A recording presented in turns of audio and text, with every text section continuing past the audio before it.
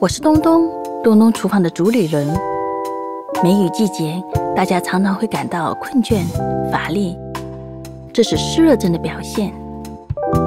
今天我教大家做一道冬瓜薏米排骨汤，健脾祛湿，清淡养胃。冬瓜洗净后去皮切块，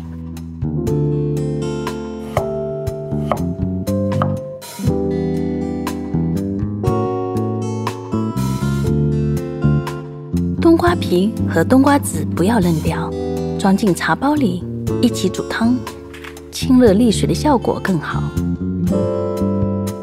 生薏米性偏凉，用小火炒到微黄，性味变得平和，祛湿效果更明显。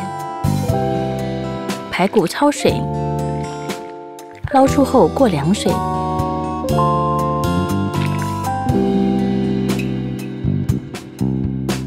姜也切成片备用。锅内放入排骨、薏米、茶包，加生姜、料酒、水，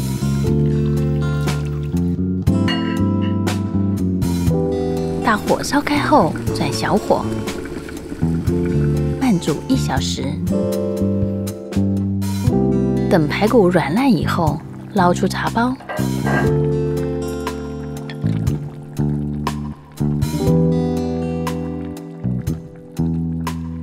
下冬瓜片，再煮半小时。起锅前撒入枸杞，加少许盐调味就可以了。久煮后的排骨吃起来清淡，我一般习惯调一碗蘸料，搭配着一起吃。